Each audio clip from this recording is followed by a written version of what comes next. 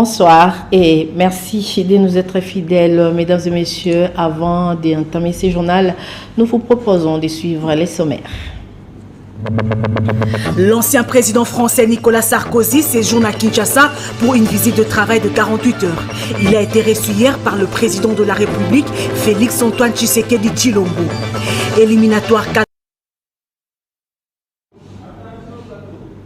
Toutes nos excuses pour ces désagréments. Mesdames et messieurs, bonsoir et merci de nous avoir choisis pour vous informer. Ouverture de la réunion des ministres de l'Emploi et du Travail du pays de la SADC. Le Premier ministre Jean-Michel Samalou Kondé a partagé l'expérience de la République démocratique du Congo sur les réformes en cours des réalisations de ces secteurs. C'est un reportage signé pour vous par Papi Katassi et pour Policia Kwao. Ouvrant officiellement les travaux de la réunion des ministres de l'Emploi et du Travail des pays membres de la SADC, ce jeudi 30 mars 2023 à l'immeuble du gouvernement, le Premier ministre Jean-Michel Samalou Kondé a d'emblée mentionné que dans le cadre de l'amélioration du social des populations conformément à la vision du président de la République, le gouvernement de la République démocratique du Congo a placé la promotion du travail décent et la couverture santé universelle parmi ses objectifs prioritaires.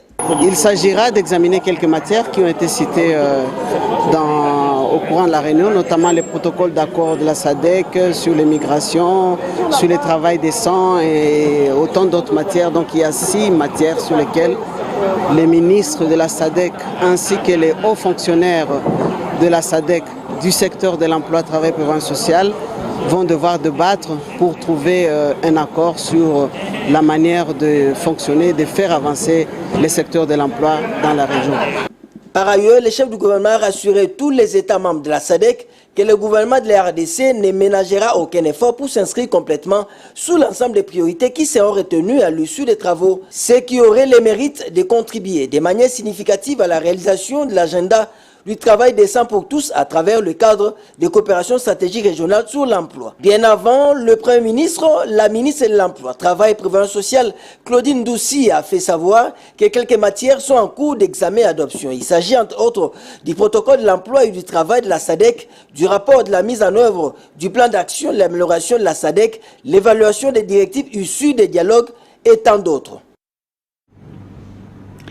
Pour cet avant-dernier jour du mois de la femme, ONU Femmes a échangé avec les femmes entrepreneurs à travers son projet de réforme et de dissémination des textes de loi favorables à l'entrepreneuriat féminin dans le cadre du projet d'appui au développement des micro, petites et moyennes entreprises PADMPME sur la digitalisation pour les e-commerce et l'utilisation des téléphones Android pour la collecte des données et le partage des informations sur l'entrepreneuriat féminin en République démocratique du Congo. Les détails avec Polydor Ngaziami et Duzen Bilibili.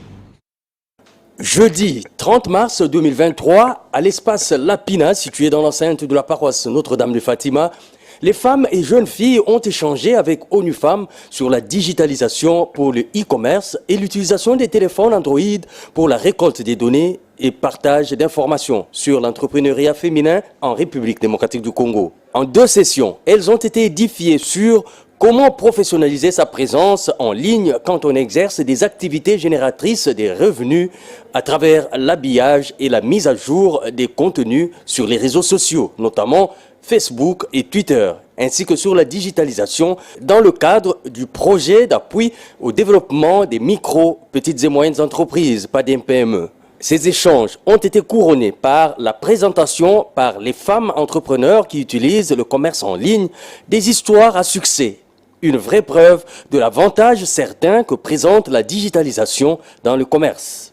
Il faut retenir que les 2 sessions ont été organisées ce jeudi sous l'égide de ONU Femmes en prélude de la journée du vendredi 31 mars qui marque la clôture du mois de la femme, au cours de laquelle les femmes entrepreneurs vont recevoir des téléphones de cette agence du système des Nations Unies pour promouvoir leur commerce en ligne.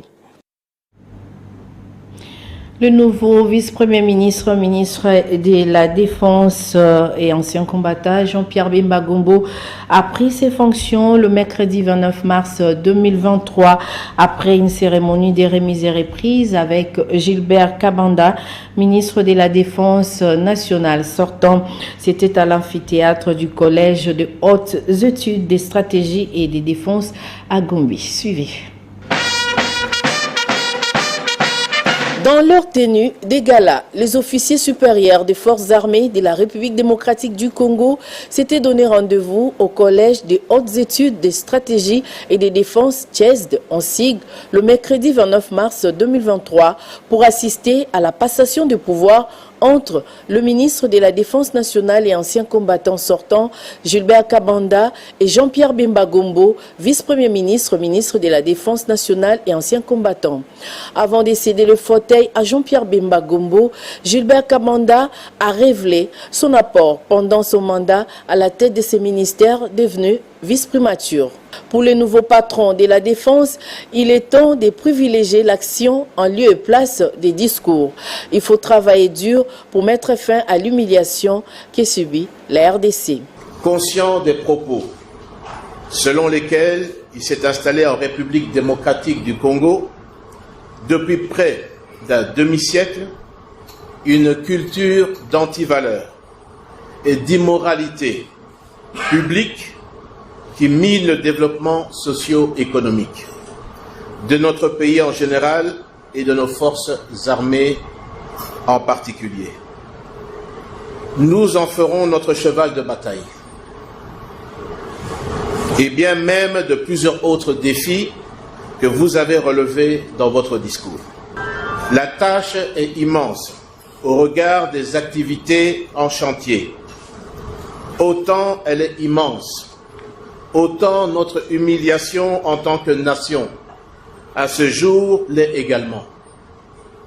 L'heure n'est pas au long discours, mais c'est plutôt l'appui de tout ce que je sollicite, ici et maintenant, afin que tous ensemble, nous assurions l'intégrité territoriale de notre pays, restaurions l'autorité de l'État et essuyions cette humiliation. Bien avant la cérémonie, les deux personnalités étaient à huis clos au cabinet du ministère de la Défense et anciens combattants. Jean-Pierre Bemba Gombo devrait maintenant faire face à ces grands défis, celui de la pacification de l'Est de la République démocratique du Congo où sévissent de nombreux groupes armés, dont le M23 soutenu par le Rwanda. La présidente de la Fondation, Denise Nyakiro Tshisekedi, première dame de la République démocratique du Congo, Denise Nyakiro Tshisekedi, a honoré le mardi 28 mars 2023 l'ancienne première dame du Zaïre, feu Marie-Antoinette Mobutu. Une occasion pour Denise Nyakiro de se rendre compte de l'évolution des travaux et des réhabilitations des constructions du centre féminin Marie-Antoinette Mobutu, situé à la 13e rue Lumété. C'est un commentaire de Patricia Molengombo-Lekuni et Solange Kouali-Puberi. La première dame de la République, Denise Nyakiro Tshisekedi, a choisi mardi 28 mars 2023, date marquant le jour de naissance de Marie-Antoinette Mobutu, pour l'honorer avec un repas organisé au centre féminin Marie-Antoinette Mobutu. Denise Nyakiro Tshisekedi en a profité pour se rendre compte de l'évolution de travaux de réhabilitation et construction du centre. Accompagnée de Suzanne Tambi Tangolo, sœur de feu Marie-Antoinette Mobutu, et Julienne Pinga, ancienne directrice de la Fondation Marie-Antoinette Mobutu, la présidente de la Fondation DNT s'est rendue compte de la matérialisation de différentes étapes de réhabilitation et construction du centre. En effet, à travers sa fondation, l'épouse du chef de l'État, Denise Nyakiro Tshisekedi, avait initié des travaux de réhabilitation du centre répartis en 3 phases. Selon l'ingénieur Fundié Longo, coordonnateur technique de la mission de contrôle de ces travaux, la première phase consistait à réhabiliter 4 bâtiments qui servent pour l'école primaire, l'atelier de couture de l'ICETAM et 2 autres bâtiments pour l'école primaire et 2 autres bâtiments pour l'école secondaire. L'évacuation des eaux de pluie et l'éclairage extérieur, ces questions ont été aussi résolues au cours de cette phase. La deuxième phase qui tend vers sa finalisation était concentrée sur la réhabilitation de la salle polyvalente et la troisième phase qui va bientôt démarrer concerne la réhabilitation du bâtiment qui va servir de l'atelier de production des objets de grande valeur. Ces travaux pourront s'achever d'ici la fin de l'année en cours. Le centre féminin Marie-Antoinette Mobutu va servir de cadre pour l'autonomisation de milliers de femmes et jeunes filles congolaises.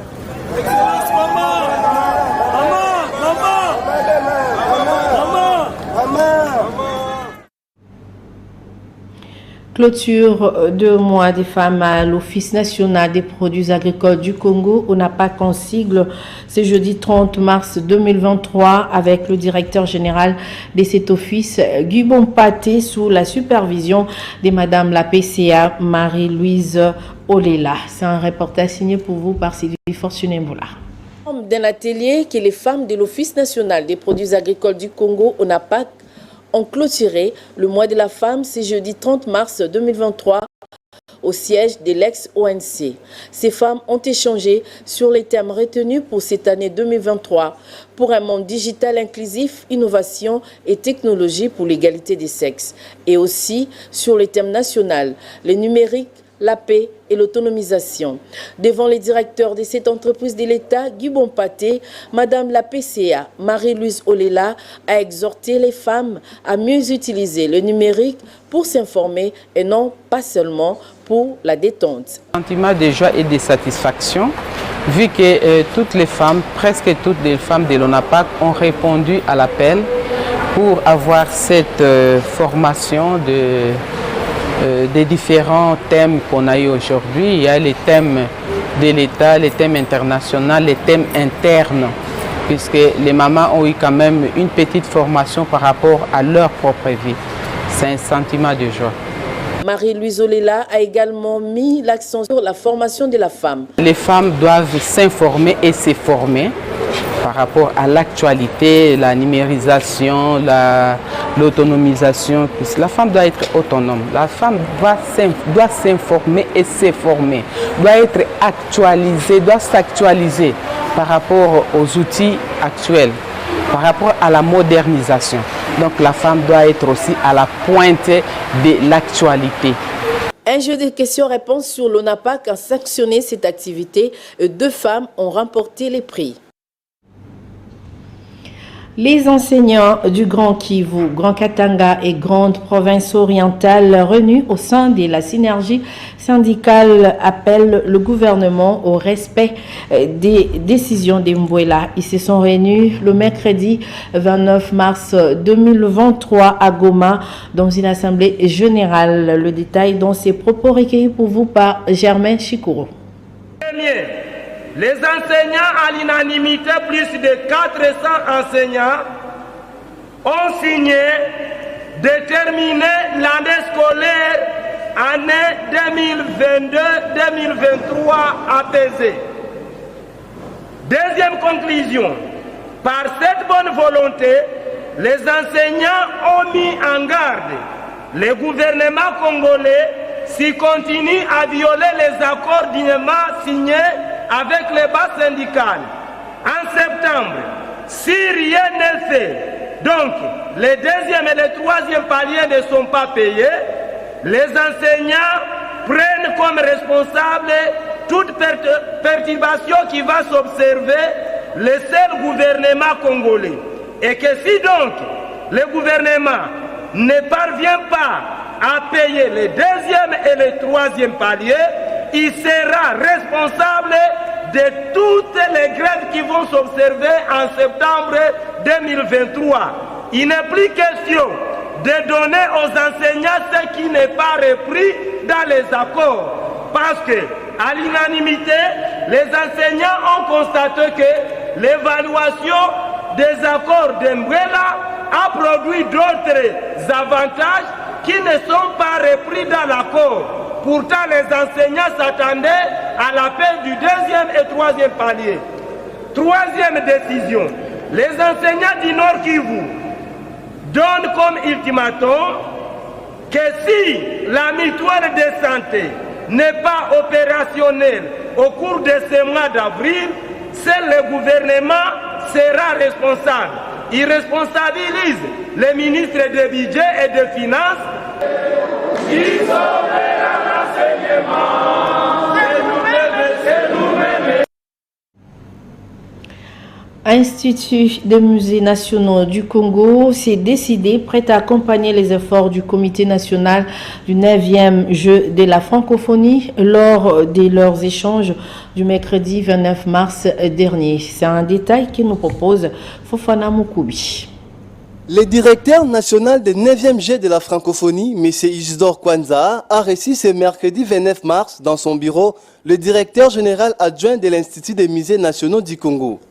Au menu de leurs échanges, la collaboration entre leurs deux entités respectives, étant donné qu'un bon nombre de sites retenus pour abriter les activités des 9e jeux de la francophonie que la RDC accueille du 29 juillet au 6 août 2023 sont de la gestion du dit institut. C'est donc dans ce cadre restreint que les deux parties ont convenu de travailler pour donner une belle image du pays.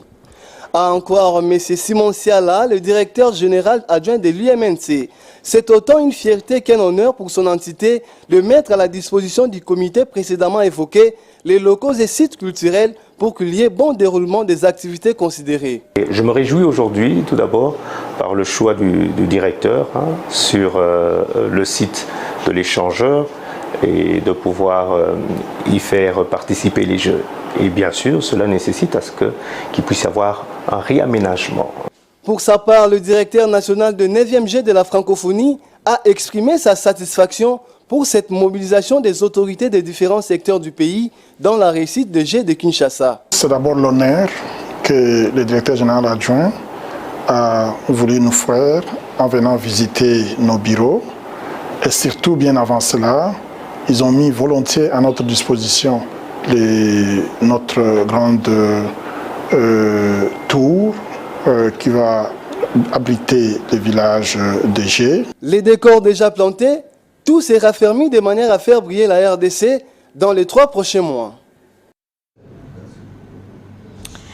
En sport, toujours, les 49 présélectionnés de l'équipe nationale de la Fédération congolaise des luttes et associés ont été présentés à l'équipe dirigeante de cette structure le mercredi 29 mars 2023 au Stade des Martyrs. Le président de la Fédération, Eric Kinzambi, a motivé ces lutteurs et en ajoutant également qu'un séminaire international sera organisé à Kinshasa. Les temps forts de cette cérémonie avec Ndaye Ilambouchi. La Fédération congolaise de lutte et associés, via sa direction technique nationale, a convoqué les 43 présélectionnés de l'équipe nationale, dont 13 seniors, 16 juniors et 20 pour la lutte africaine. Ils étaient présentés au comité de la Fédération congolaise de lutte et associés le mercredi au Stade des Martyrs de la Pentecôte. Le président de la fédération, Eric Kinzambi, pense que le travail doit commencer et l'accompagnement de l'État congolais va suivre. Nous nous sommes dit à notre niveau, commençons. L'État viendra avec le moyen de poche de nous membres du comité. L'État viendra nous appuyer. L'essentiel n'est que le drapeau de la République soit ici. C'est pour ça qu'on a réuni ces enfants pour les remotiver, pour leur donner un coup de pouce, pour qu'ils se réveillent parce que ça fait un temps qu'ils sont ensemble. L'équipe nationale n'est pas statique. L'équipe nationale est ponctuelle, ce sont les meilleurs du moment.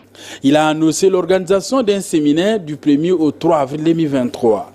Ce séminaire sera animé par les sœurs internationales Malam Barka de nationalité nigérienne. Il va former les officiers de la lutte traditionnelle africaine et les bénévoles pour le 9e jeu de la francophonie. La convocation de l'Assemblée générale ordinaire de clarification par le secrétaire général au sport n'est pas un événement pour lui. En plus, il n'est pas notifié. Je regrette que ce soit du secrétariat général qui est censé protéger le texte de l'UGO puisse se jeter dans l'histoire de la lutte. En tout cas, c'est un non-événement pour lui. Les athlètes de la lutte seront mis dans les bonnes conditions en vue de bien préparer les échéances futures. Place à présent à nos partenaires de la Voix de l'Amérique. Voir. Au Burkina Faso, des ONG expriment leur inquiétude après des cas d'enlèvement et d'enrôlement forcé des citoyens comme supplétifs de l'armée dans la lutte contre les groupes djihadistes. Elles dénoncent également ce qu'elles qualifient de négation récurrente et systématique des libertés d'opinion. Au Ghana, mardi, la vice-présidente américaine a appelé à davantage d'investissements dans l'innovation en Afrique, que Kamala Harris a décrit comme l'avenir du monde. C'était lors de la première étape de sa tournée sur le continent. Son périple la conduira également en Tanzanie et en Zambie. Au Sénégal, l'opposition dit maintenir les manifestations qu'elle a prévu de tenir le 29 et 30 mars à Dakar, malgré leur interdiction par les autorités, avant le procès demain de l'opposant Ousmane Sonko, poursuivi par un membre du gouvernement pour diffamation, injure et faux. Le parti présidentiel reproche à l'opposant de vouloir paralyser le pays et de se servir de la rue pour échapper à la justice. Le président congolais Denis Sassou Nguesso a sanctionné des juges de son pays évoquant un ver dans le fruit pour dénoncer la corruption parmi les magistrats, a annoncé mercredi le Conseil supérieur de la magistrature. M. Sassou Nguesso, presque 40 ans cumulés à la tête du pays, a souvent déploré la corruption à grande échelle qui gangrène le Congo-Brazzaville. Complétons à présent ce journal par les revues parues ce jeudi 30 mars 2023 à Kinshasa, dans une sélection et un commentaire de Papi Katassi. Moi, la commande.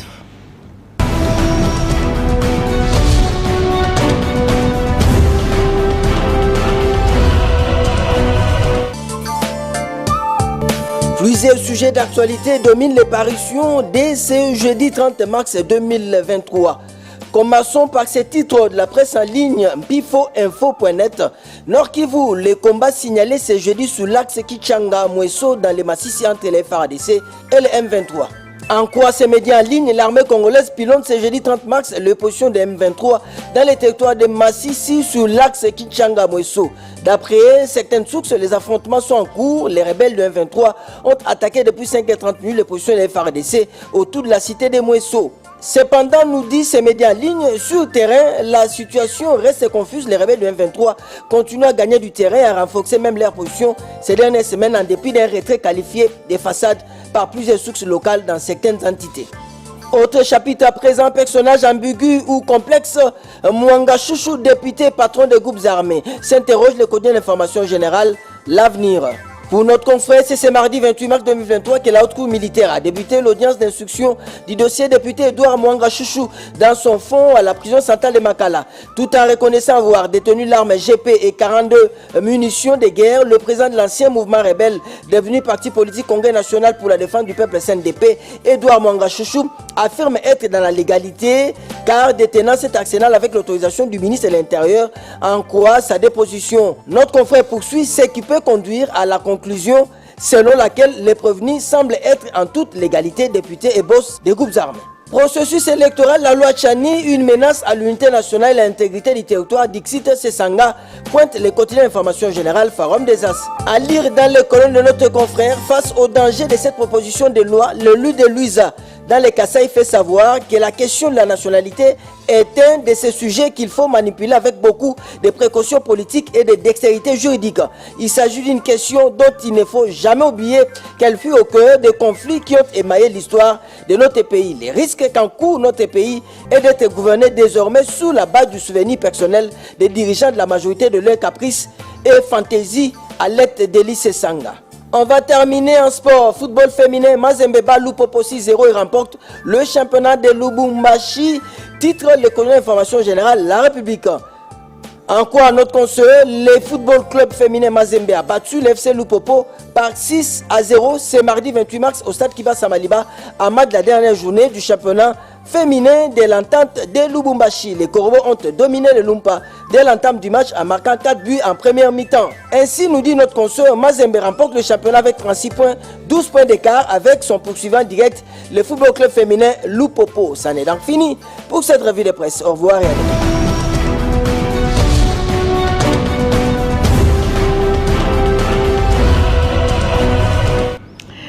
Ces journal tend vers sa fin avant de les boucler complètement. Les rappels des titres. Forte de son histoire, la République démocratique du Congo, par le Premier ministre Sama Lukonde, a partagé son expérience en ce qui concerne la réforme dans les domaines de l'emploi, travail, province sociale de l'espace SADC, dont l'ouverture a eu lieu ces jours à Kinshasa.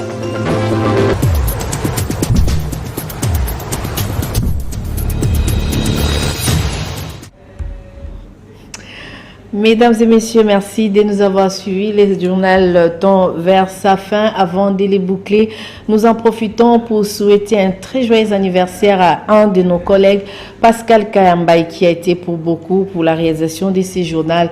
Au nom des Propos Yakwa, au chef d'édition et Moémé, réalisateur, nous vous disons merci de nous avoir suivis. Le prochain rendez-vous pour les informations demain 7, 10 et 12 heures. Hervé Ngoy sera là pour vous informer à 16h. Sylvain Kapombobo Sengele à 19h. Patricia Molengo Mbolekouni sera là pour la grande édition du journal télévisé. Quant à moi, je vous retrouve le lundi pour les comptes de la grande édition, bien sûr, à 19h. D'ici là, portez-vous bien et surtout, bon suite de programme sur la chaîne des références Antena. Au revoir.